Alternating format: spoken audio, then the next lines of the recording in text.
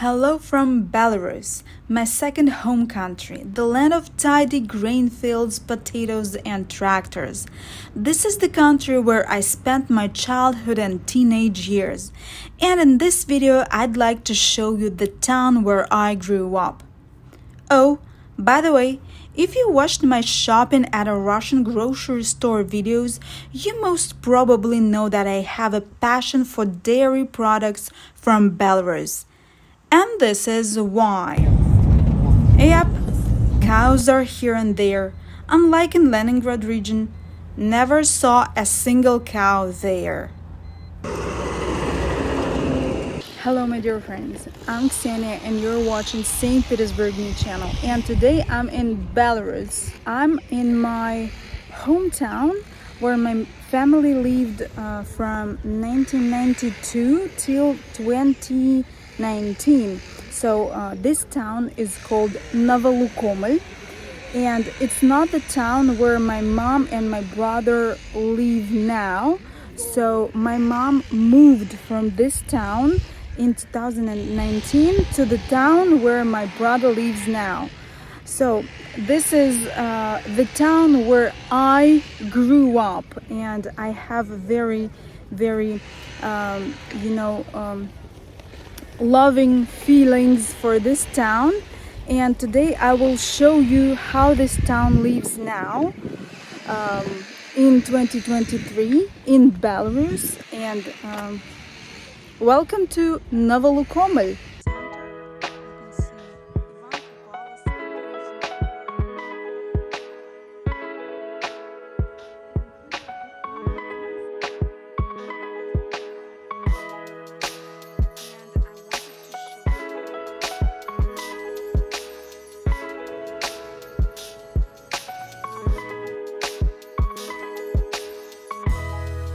So now I'm in the center of the town, but now it's not the geographical center of this town because the town is very small.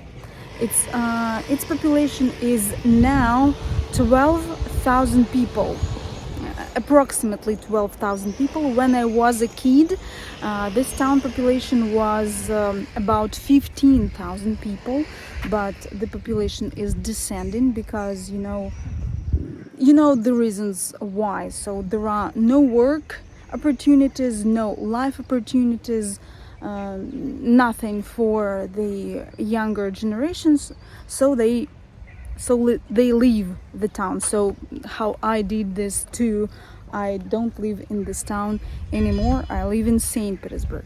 So this town was founded in 1964. Yes, the town is very young, and it was a town for maintenance of the electric power station. And this electric power station was once the biggest in the country, in Belarus. But now the atomic, nuclear power station is being built, and only one section works. That's why our electric power station works still. But when the nuclear power station will be working to the full capacity, our station, you can see the pipes here. Oh my god, somewhere here, the pipes. Our power station will be like a reserved power station, and will be not working to its full capacity.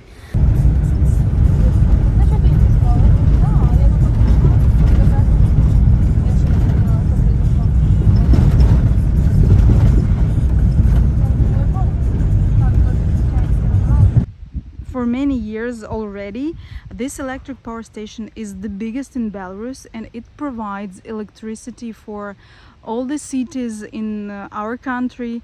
And once it was providing electricity even for some towns in Lithuania, as far as I know, Latvia, and maybe even in Russia.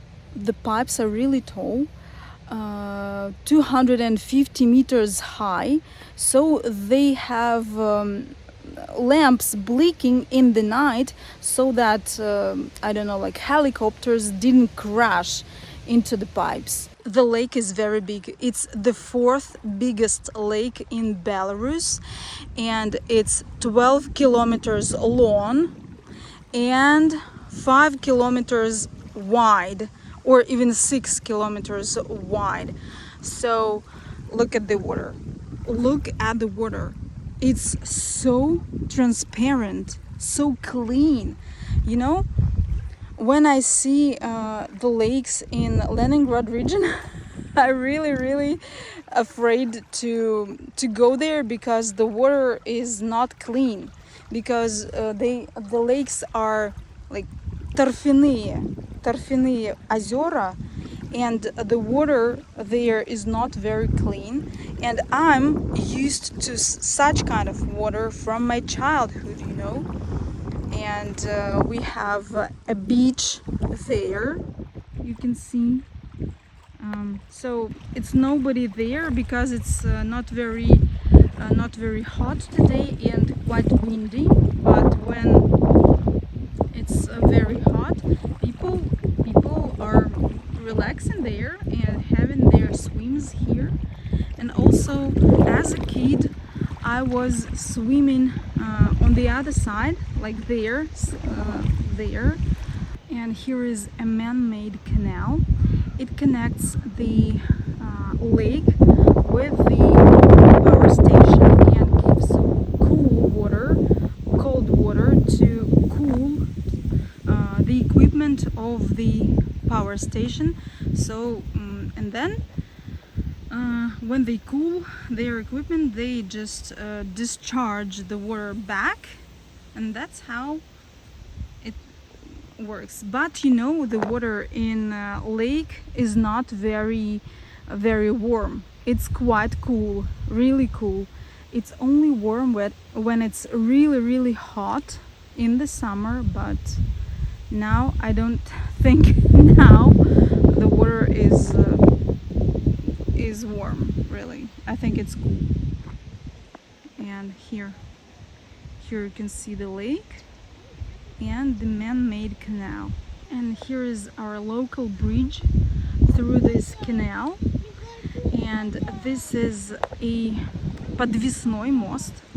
It doesn't have columns, so it's only fastened here, you know, here and from that side.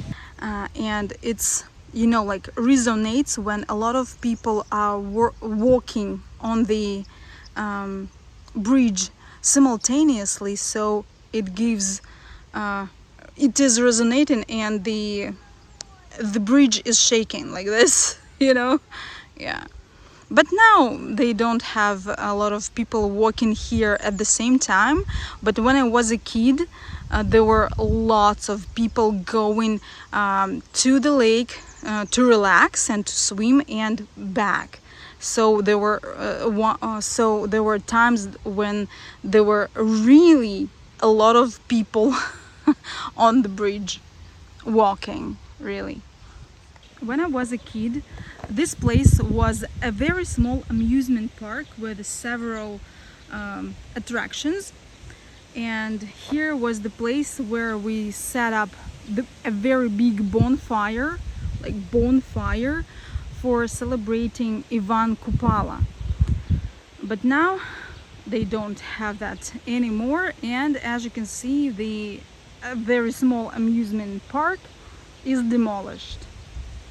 Yeah, you only see the square and the asphalt. And here is the only 10-story apartment building in the whole town. So this is the tallest apartment building and the tallest building in the town. Here it is. Oh my god, it's a Stark. It's a Stark. Wow, right in the town. Oh, maybe it is injured. Не бойся, хороший. Maybe it's injured. I I think he is injured. Otherwise, he would not be sitting here. So the woman told me that this Stark has been living here for almost 3 weeks, and people also thought that maybe he is injured, and they took him away to some farm where they had a pond. So they gave him fish, so they gave him water, they inspected him, and it occurred that he's not injured, he's okay. So he ate there, spent some time there, and got back here. So he liked this place. Okay. Here is a sport complex, and as far as I know, it's also one of the biggest in Vitebsk region. And as a kid, I was attending this sport complex. I played volleyball, then I got injured, and then I decided to take легкая атлетика. So, but my sport history is not very long. I got, bored of легкая атлетика and just stopped going there. And as you can see, they have a very big stadium there, and you can see children are playing there. So when I was a kid, there were many sports sections for children, for adults.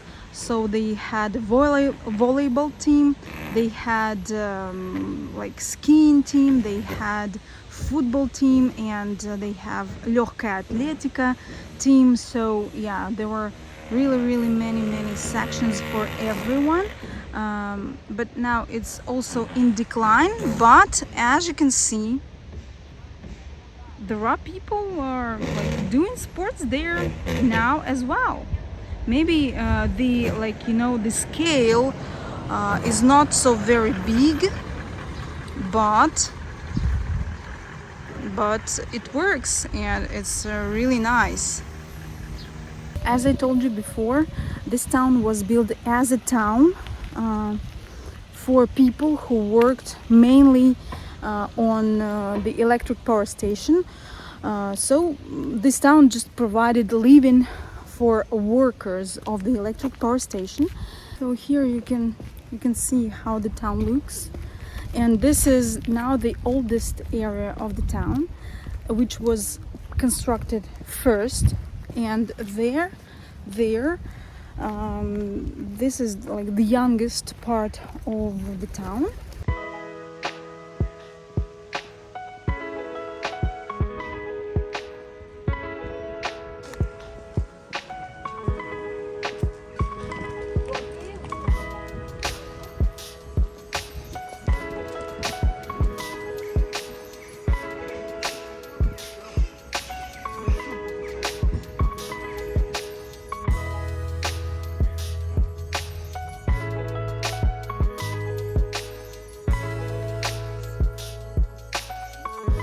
And here you can see the building. It's the backyard of the Palace of Culture, and this Palace of Culture is combined with art school and musical school, and there is a section where people register their marriages. So it's here. Here is an art school and a musical school in this building, and this building is attached to the building of the Palace of Culture. So I will show it to you from the front, and this is like the backyard. So here is the entrance to a concert hall, which is also attached to the Palace of Culture, and this building is quite big. So this is the entrance to the concert hall, and once this concert hall was the biggest in the Vitebsk region. And here you can see a small square right in front of it. And when I was a teenager, they started to organize discos right here for some, summer celebrations like Ivan Kupala celebration, or this the 3rd of July celebration, the celebration of Independence Day in Belarus. And also this town has the Town's Day on the 10th of August, as far as I remember. So they have at least 3 celebrations in summer, and all those celebrations were followed by discos which were held here. The DJs were there, and people were dancing here, and of course I attended those discos. And here it is. Unfortunately, I cannot show you the concert hall as it is closed now. So very few concerts are held right now in this concert hall, unfortunately. This is how the front of the Palace of Culture looks now. There they have a concert hall for 1,000 seats and a very big stage. You know, as I was a kid, I attended a theatrical group here for kids, and we were giving performances on that stage, and that stage was really, really big. And here is the front of the building where people registrate their marriages. So it's marriage registration office, local. So here it is. And why this is so big? It is really big. So other palaces of culture in other towns, they are very small. But you know, the town is very young. As you can see, the electric power station was, you know, like high-end building for that time, for 1969. And of course, the administration of the country, of the town, decided to build a very good, a very big palace of culture with different you know, like cultural parts for everybody. As a kid, I also attended a folk dancing team, and also there were modern dancing team, modern singing team for children and for teenagers, singing team for adults, dancing team for adults. So there were so many things to do. This palace of culture provided for the citizens of the town. So here is the center of the city. So this is the Palace of Culture. This is the Raduga store. It was here very many years. It is here for many years. And this is the local shopping center. As you can see, there are some different nameplates of the stores. So they have a furniture store there, a kinds of clothes stores, like small stores, you know, like market, and some other stores. And they had a cafe which doesn't work now, and the sound is coming from another cafe.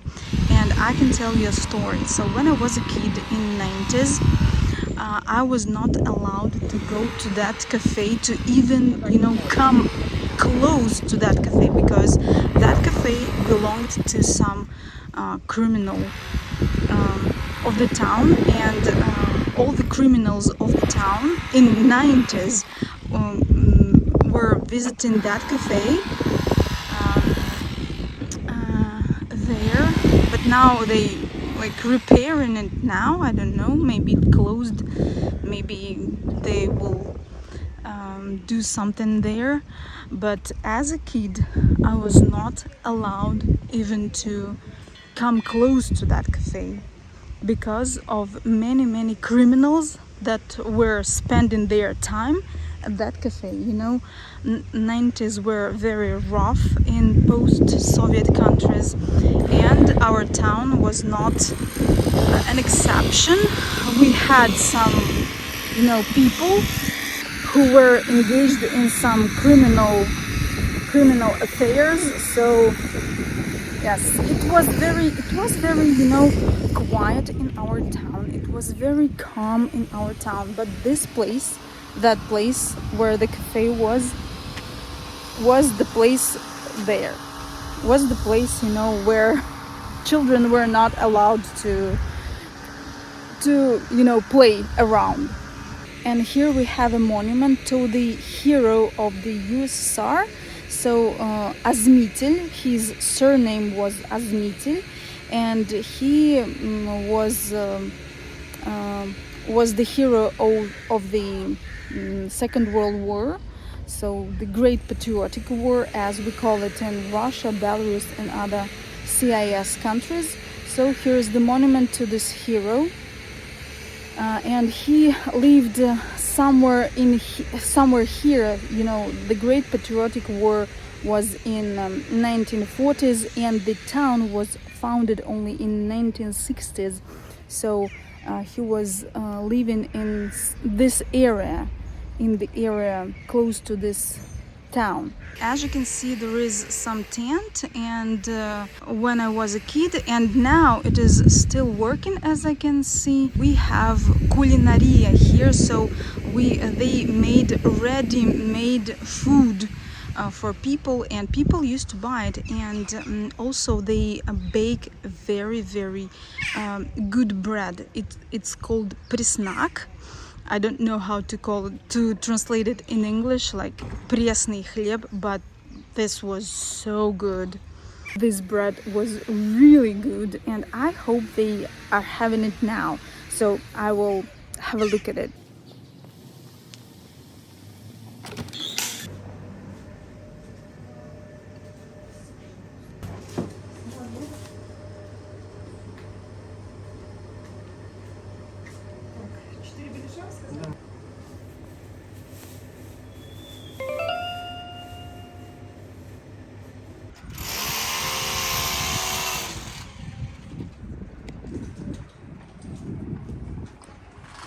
And it looks like they have a new disco bar here. So they are hiring now, like waiters and other stuff, like bartenders. Okay, nice. Here is the local fountain. There were two fountains. One was here and another was somewhere there, but something went wrong with the other one and they just demolished it like maybe 10 years ago. So for many years the second fountain was not working because something was broken, something didn't work there. So only one fountain worked. And unfortunately it's not working now because it's not very sunny. It only works when it's sunny, when it's hot. Now it's not. And here you can see another public place. So they made greenery here. So there are some plants, like new plants, as you can see, and some like flower beds here and some here, there. So, and here was the place of the second fountain, but as you can see it's demolished now, so there are even no remains of the fountain. Oh no, there are some remains, like the pavement. You can see the pavement. So this is the place of the former fountain, and here is the building of the town's administration. The administration takes the upper floors of this building, the fourth and the third. The ground floor is taken by the post office, the bank office, and some other offices. They also have a church here. It's very small. It was a church built instead of the church which was destroyed by a fire. But there is nothing more continuous than temporary. Yeah. And here is the area where they have hospitals and clinics. So this is a tooth clinic. So once it was a birthing hospital, but now I don't know if it still works. So it was closed for many years, and pregnant women needed to go to Vitebsk to give birth, you know. Then I heard that they reopened, like remodeled, redesigned this birthing hospital, but now I really don't know if it is still a birthing hospital. Maybe, but maybe not. So this is the entrance to the birthing clinic, birthing like home, and it looks like it works because they have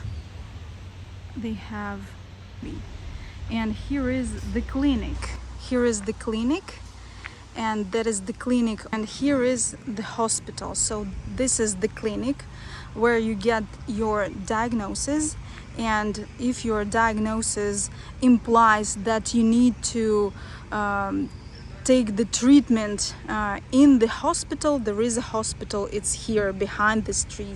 So here is the hospital.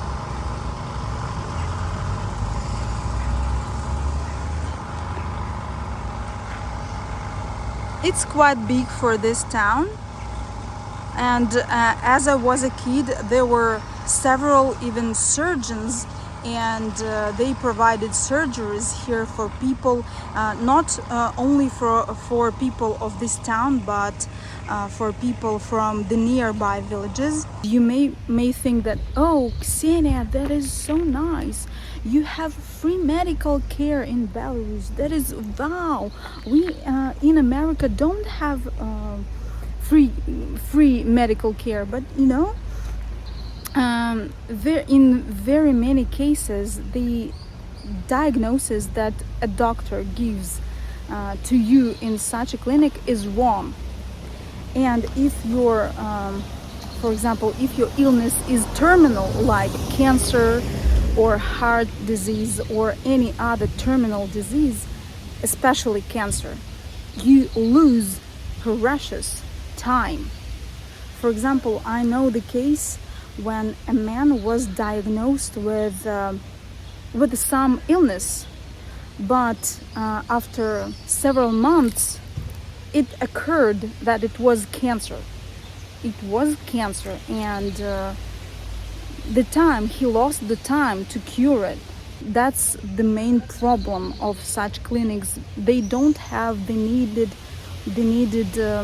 equipment, and if they have equipment, like the modern equipment for making diagnosis, they don't have enough knowledge to make the right diagnosis. That is the major problems of such towns. Yeah. And when you get to a hospital or to a clinic in a big city like Vitebsk or Minsk, it takes time to, you know, like to register there, to get the like направление. So to get from this clinic to a clinic in Minsk or Vitebsk, you need to take the направление from a doctor here. And Vitebsk is 120 kilometers away from this town. Not very convenient, you know. And you know, recently too many food stores have opened up in this town. You know, I think it's too many, because when I was a kid, we had 2 major food stores and 2 like small food stores, and that's it. And we had kiosks which sold like water, lemonade, ice cream, gum, and like shampoos and things for homes, things for women, things for men, like hygienic things, you know. But now there are so many food stores here that I don't know if they like prosperous, if they have a lot of income, because the population is declining. Of course, competition is good, but in such small town, I don't know. Okay.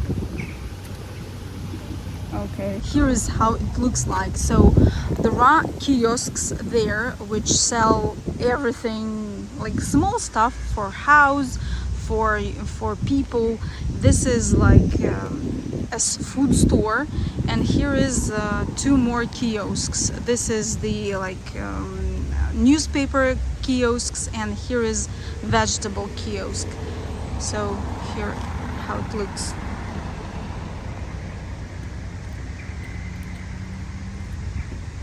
So this is the backyard of my school, and as you can see, they have a greenhouse here and some other buildings.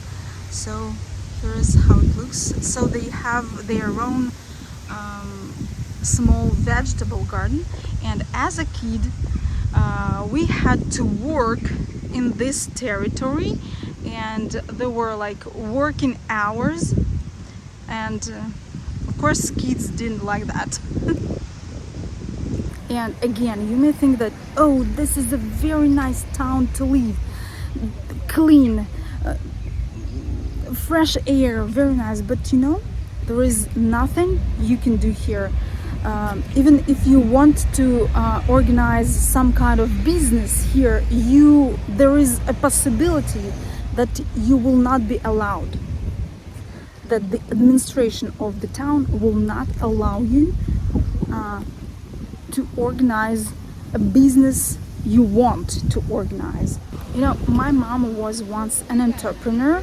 She sold clothes to people of the town and for local villages, nearby villages, and she knew a lot of people who were like local businessmen.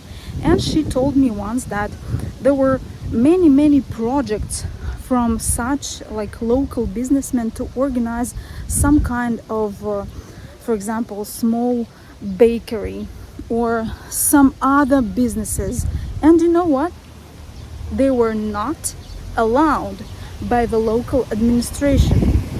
So why they didn't allow to organize a small bakery? Because you will compete with the local bread factory, and they don't need competition. That's it. So once we had a bread factory here, a milk factory, but now they don't work to its full capacity. So milk factory now only like separates milk from other stuff in milk, and bread factory also doesn't work to its full capacity. So when I was a kid, bread factory was very good, but now unfortunately it's not.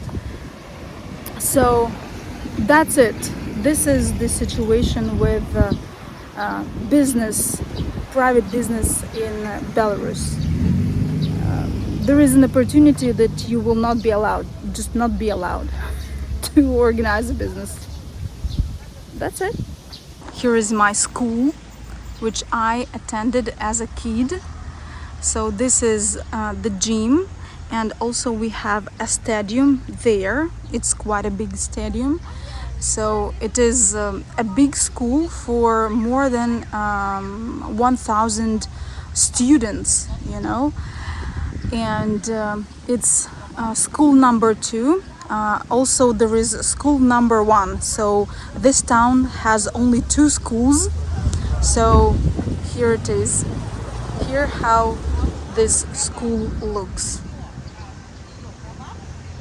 So it looks like this asphalt was not maintained from the Soviet era, So here is the stadium of my school. I'm really, the first time here, after I finished my school. So here how it looks.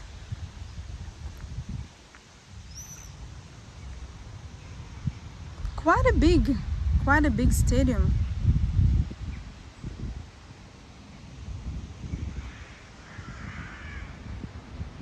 Now all the students are on summer holidays. They have 3 months of summer holidays, June, July and August. And now the school is just empty. Nobody's here, even teachers are not here, I suppose. Teachers are also having their vacation, So I think teachers will start working from August, and the students will return to school on the 1st of September.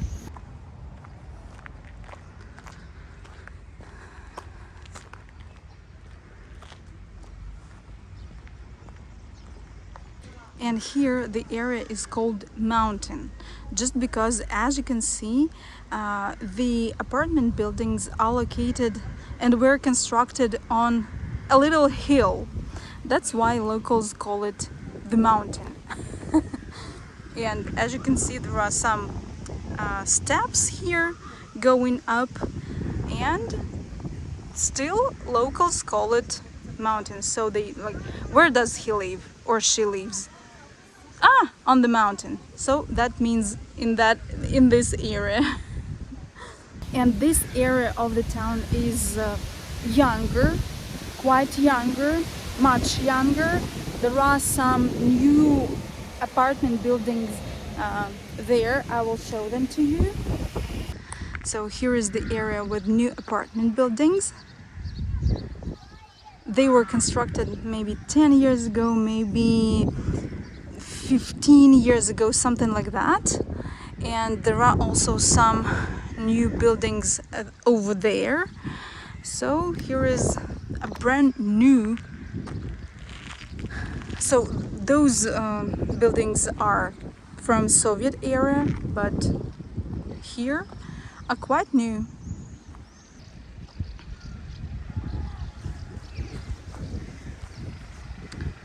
Once the lake was seen from here, but as you can see, now it's behind those trees. So when I was a kid, those trees were very, very young, and they didn't hide the lake. But now you can see the lake only from the upper floors of these buildings.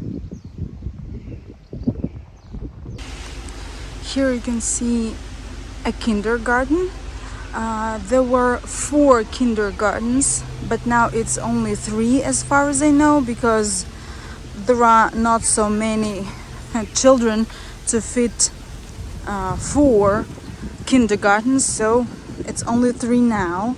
And the 4th is not used now. Once there were some stores in that kindergarten. They were like rented out by some entrepreneurs, but now, as far as I know, even the stores doesn't work there, and they have some kind of governmental offices, like some structures, social fund or some organization for retired people are located there. So that kindergarten is used not for children now.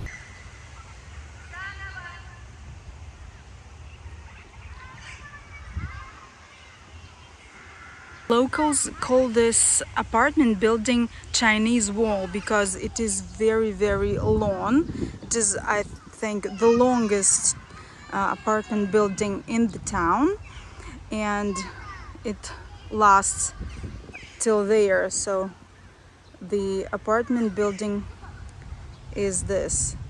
And I wanted to show you our beautiful lake, our immensely beautiful lake, but as you can see, you cannot see it because of the bushes. You know, when I was a little girl, Those bushes were so small, and the line of bushes was so tiny that you could see the whole lake. So this whole place right behind the bushes is all lake. And as a little girl, I saw it, and it was so beautiful. But now the bushes hide it, unfortunately, but the sunset is pretty beautiful. Just look at this alley. Yes, the pathway is pretty much old. I think it's from the Soviet era, but look at the scenery. How beautiful it is on the sunset. Oh my god. Oh my god. When I was a little girl and a teenager, I wanted so badly to leave this town, to leave this place and never go back. So, but I understood how great this place, this town is, only after 10 years of living in St. Petersburg. This place is so calm, so beautiful, and so green. Oh my god, you never will be able to see so much greenery in St. Petersburg. It's absolutely green. Lots of trees, bushes, immensely beautiful lake, grass. Just look at this grass. Oh my god. Look at this. Oh, it's so beautiful. But now we don't live in this place, in this town. My mom and my brother live in the town which is located close to Vitebsk, the bigger town, the bigger city. And I'm so glad that we have the chance to visit my mom's friends. So we sold our dacha here, we sold our apartment here. That's how my mom was able to buy her apartment in the other town where she lives now. So yeah, but now I'm having a walk here, and it's, oh my god, you can see it by my happy face, you know. So today I have a terrible headache, and I have bags under my eyes because of this headache. But I decided to have a walk, and it's so soothing, it's so calming, it's so relaxing.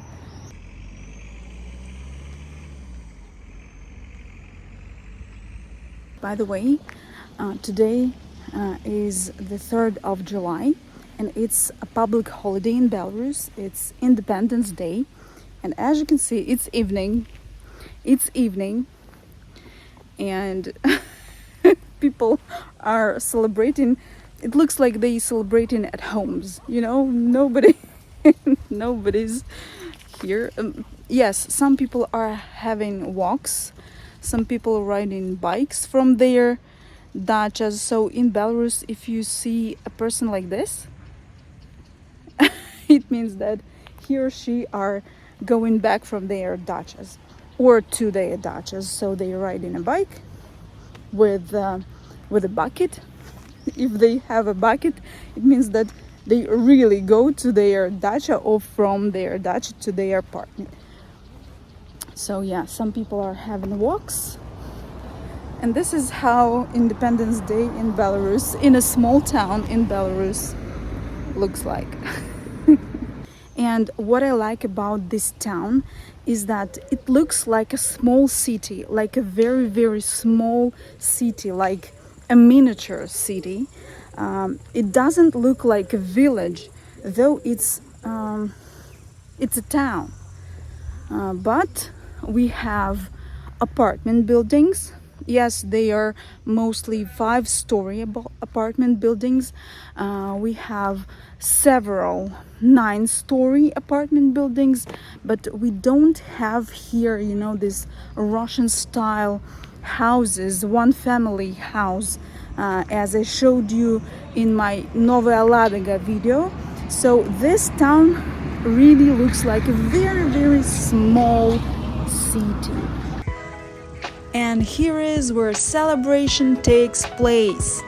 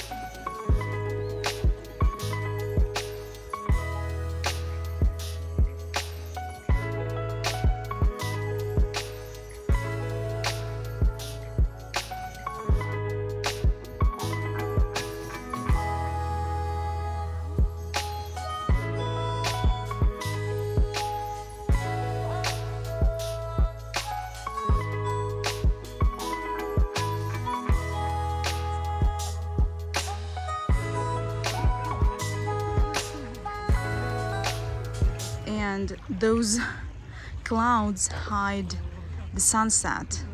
If not for the clouds, it would be a very beautiful sunset now. You see a part of the sun. Here it is, but unfortunately the clouds preventing the beautiful scenery, the beautiful view.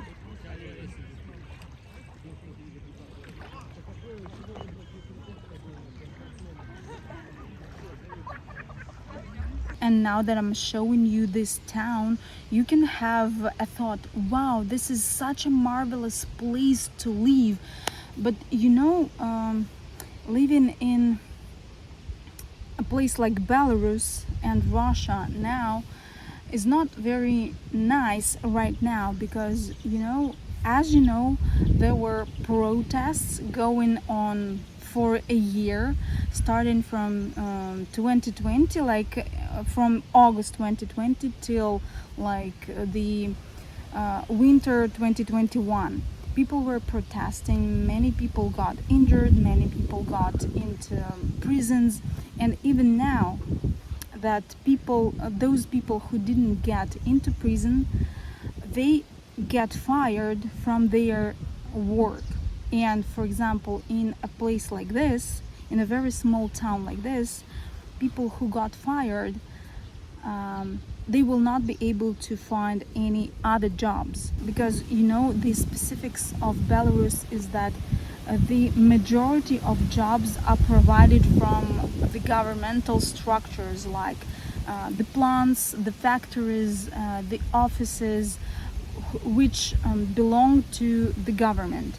And very, very many people work for those structures, and those people who were protesting now are getting fired. So it's 2 years past from 2021 and people are getting fired now. So the government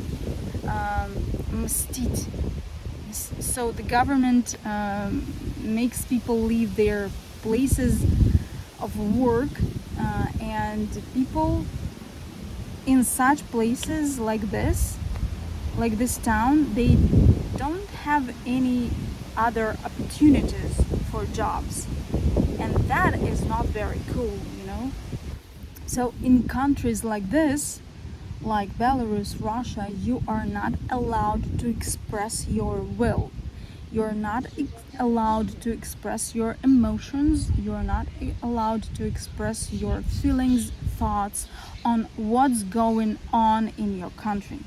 And if you don't like something, many people who support the leading people in power, they will tell you, so if you don't like something here, you can pack your bag, take a train or a plane and go somewhere else. This is what people hear from the supporters of the existing people in power, you know? So, and here, when I was a kid, it was a small factory called Elast, if I'm not mistaken. But now, as you can see, they have a store here instead of a factory.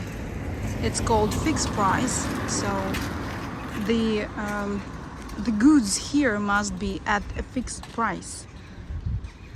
And here it's the town's gas service, so the number where to call if you have problems with the gas in your apartment or in your house or in your dacha, if you have gas at your dacha. And here they have one more shopping center with a grocery store, a equipment store, appliances for house, and a store with shampoos, gel wash, and other stuff for like hygiene products. So here it is, and there they have a little, very little industrial area, and here this is the bread factory which I was telling you about in this video. So yeah. And here is the area with dachas. It's quite a huge area. So here is this up-to-date shopping mall. Here we have an apartment building, and here your dacha is just look at it. You live here and your dacha is somewhere here. Isn't it convenient? Yes, it is. People have their own apartments and they also have dachas, so they are engaged with their dachas only in summer, and that's why those houses are mostly summer houses. Like maybe 99% of those houses are summer houses. It means that they are not suitable to live during the winter time. They are not heat insulated. So here is also the garages sector. So people are keeping their cars there.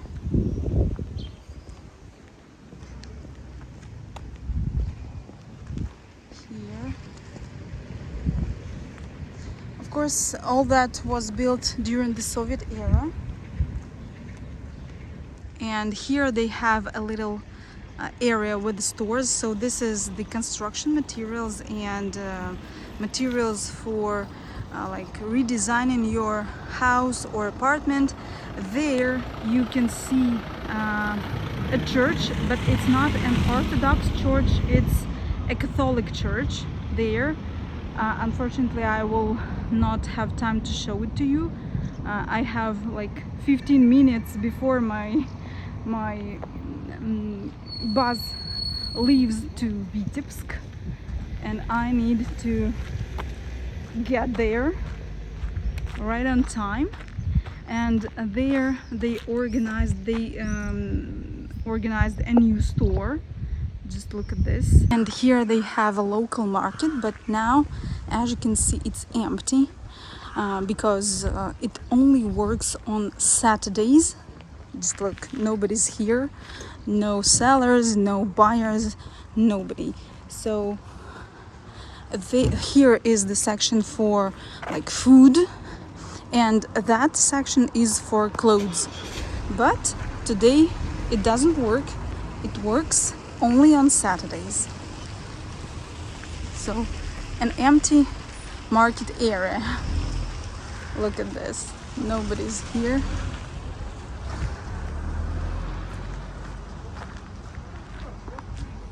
And here is the local bus station. This is the bus. It's not bus which will take us to Vitebsk. It will be another bus, but the station looks this. Of course, it was built in the Soviet Union, and it's still working.